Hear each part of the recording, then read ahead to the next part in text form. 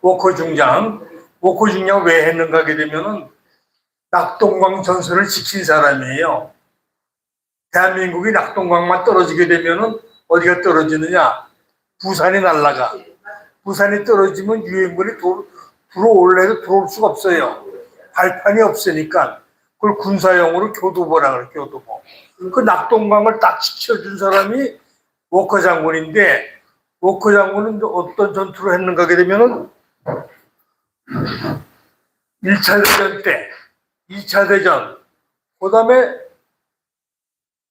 일본군 사령관으로도 왔고, 일본군 사령관으로 왔다가 6.25 터지니까 맥어더가 또 명령을 내렸어요. 한국 유엔군 사령관으로 오라고 명령을 해서 한국전이 왔는데 이 양반이 돌아가셨어요. 교통사고로. 교통사고로 돌아가셨을 때 아들 샘 워커가 중대장이야. 중대장이 왔는데 전선에서 막 싸우고 있어요. 한국 전선에서 싸우고 있는데 맥어더가 명령을 내려. 아버지가 돌아가셨으니까 문구를 가지고 미국 월링턴 와서 뭐하러 장례 치러라 했더니 샘 워커 중장이 나는 못 갑니다. 아버지는 돌아가셨으니까 의장대를 시켜서 가도록 하고 나는 한국 전선을 지키겠다.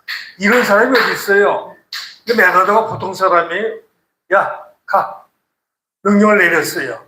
샘 워커가 또 미국에 가가지고 육군본부도 하고 쭉 경력을 했는데 아버지는 중장으로 제대했는데 아들 샘 워커 정신 있잖아요.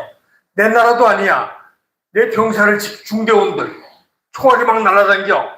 이걸 지키겠다고 안 가겠다고 맥어더 원수의 명령을 거부했어요.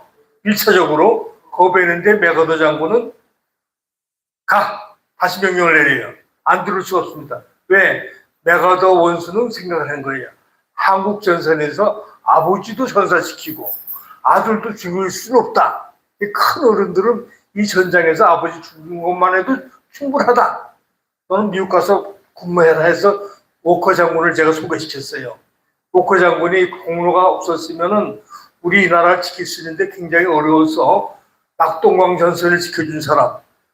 그런 낙동강 전선에서 다부동 전투를 해서 올라간 그 기점이 되는데 그건 나중에 얘기하기로 하고 오늘은 2026년 6월달 보훈의 달입니다. 보훈의 달인데 2026년 보훈의 달 인물로 지정된 장군이 최명신 장군입니다.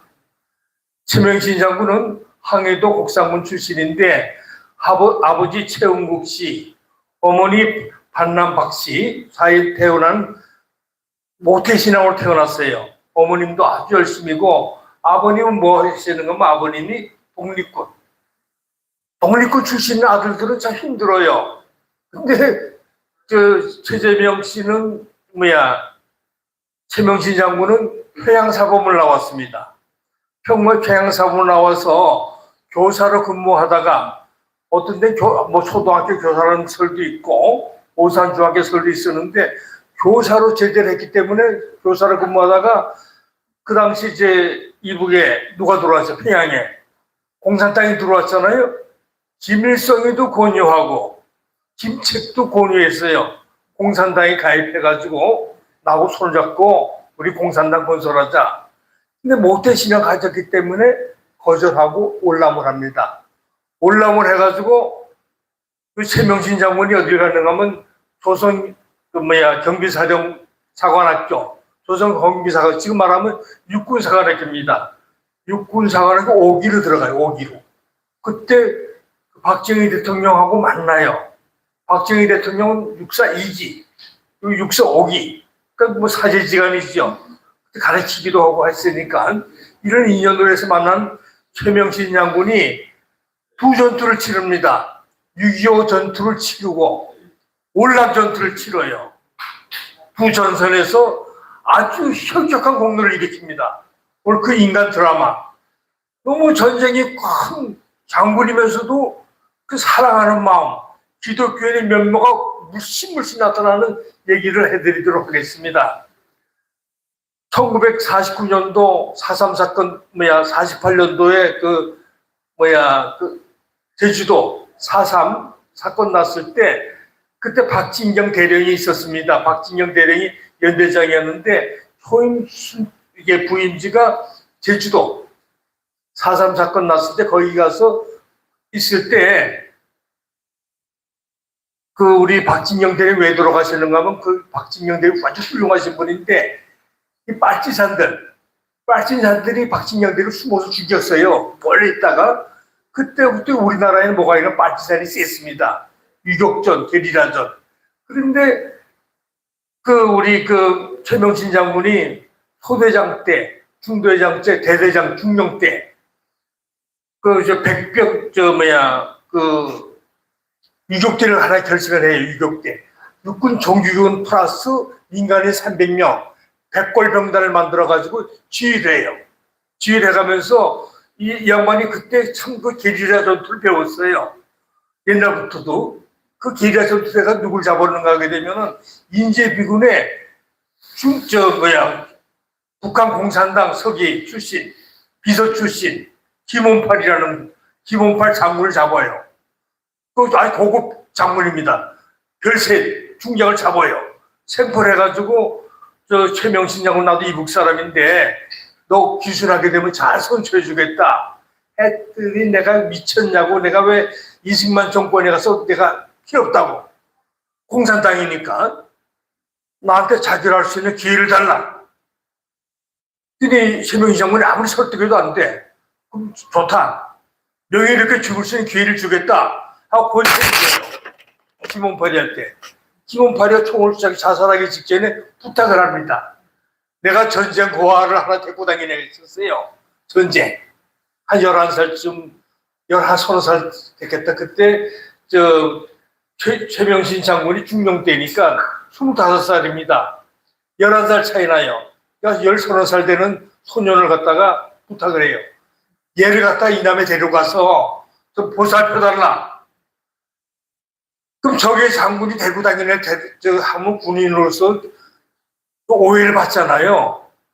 저 적장군 아들 데리고 있던 하게 되면 진급에도 문제가 있고 이런 오해를 불구하고 원수를 사랑하라는 마음, 예수님 마음이지요. 그래서 그 부하를 갖다가 적장군을 자결한다면 장례도 치러주고 정중하게 장례 치러주고 경례도 하고. 왜? 저게 장군이지만 군인으로서 존경하고 그가 부탁한 애를 갖다 키웠는데 어떻게 키웠는가 하게 되면은 그 이름은 아주 공개되지 않았어요. 프라이버시 때문에. 아니 궁금한 것들. 나 그래서 우리 이수기 권사님 물어볼까봐 다 뒤져봤더니 안 나와. 근데 다 알아요. 궁금해. 이 사람은 신변을 보여주려고 그렇게 그런 깊은 마음이 있어요. 사모님한테도 물어봤어요. 자, 장가간 다음에 어디다 업적을 하는가 하게 되면은 호족에 입적을 해요. 뭘 입적하느냐? 동생으로. 친동생이 또 하나 있습니다. 최명세라고. 최명세도 육군사관학교 들어가다가 소대장 때 죽었어요.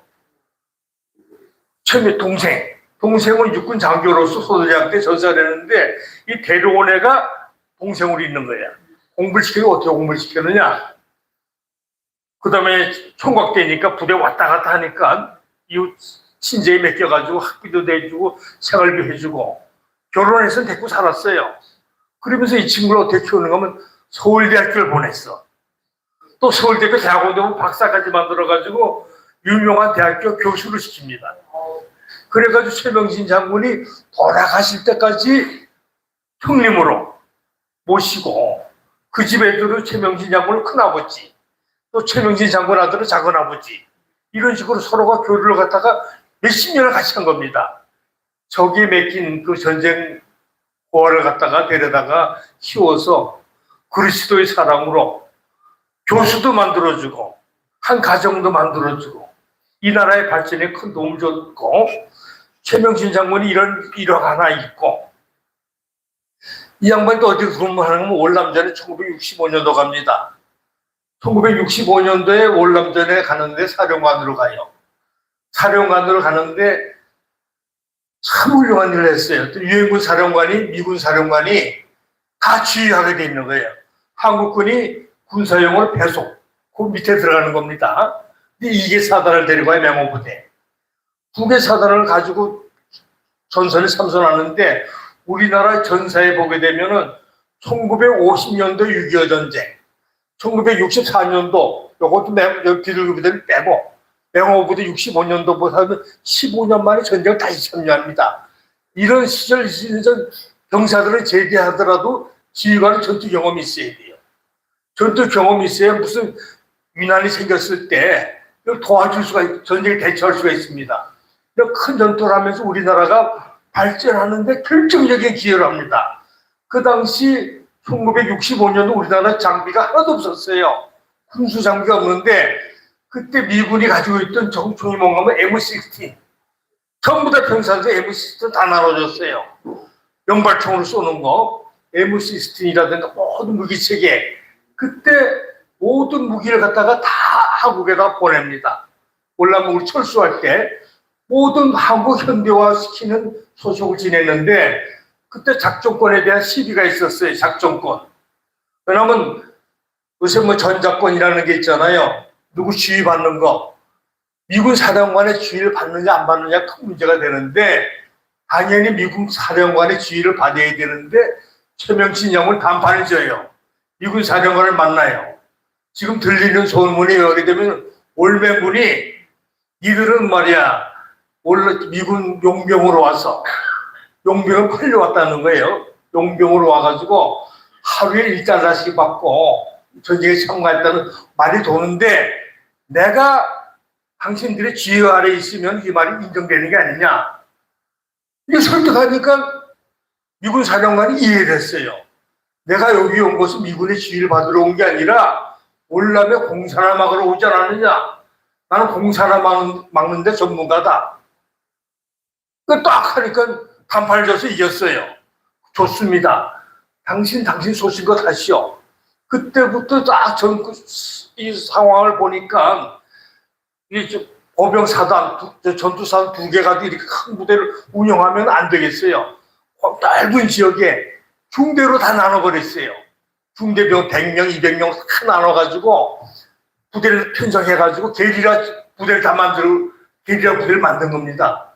그리고 호병 같은 거는 지원해주고 항공 같은 거 지원해주고 그 전투를 만드는데 엄청난 성과를 냈어요. 왜? 6.25 때 유격대장 한 경험이 있잖아요.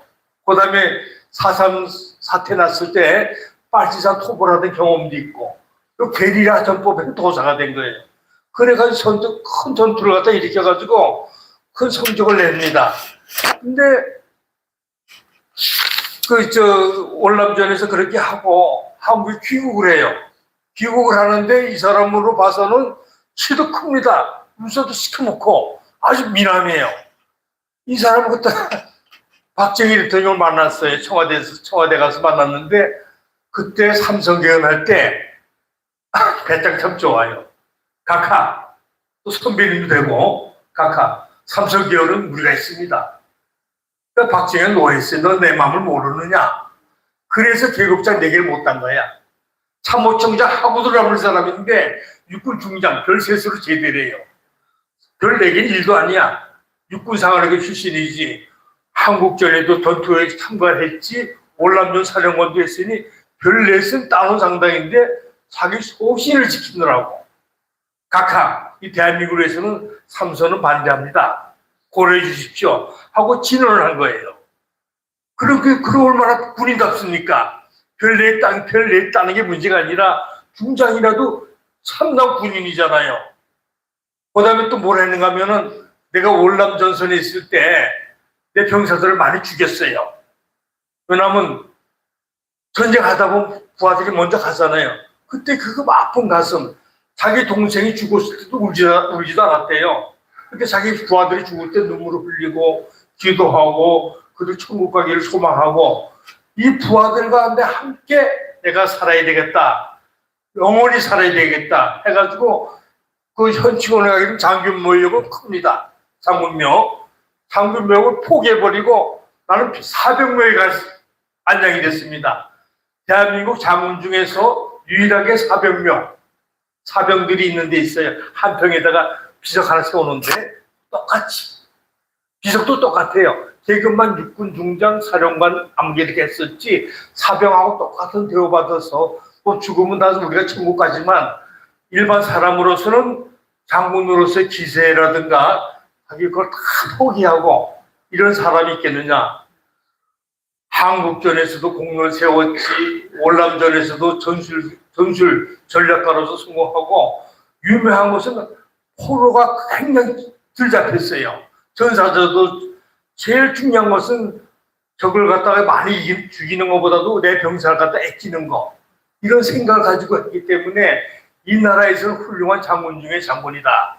이런 장군은 앞으로 한국에 100년 만에 한번 나올까 말까는 훌륭한 장군을 소개하면서, 그래서 보훈부에서 올해 2026년도 6월에 보훈의 인물, 보훈의 인물로서 수수가 올린 사람이 최명진 장군입니다.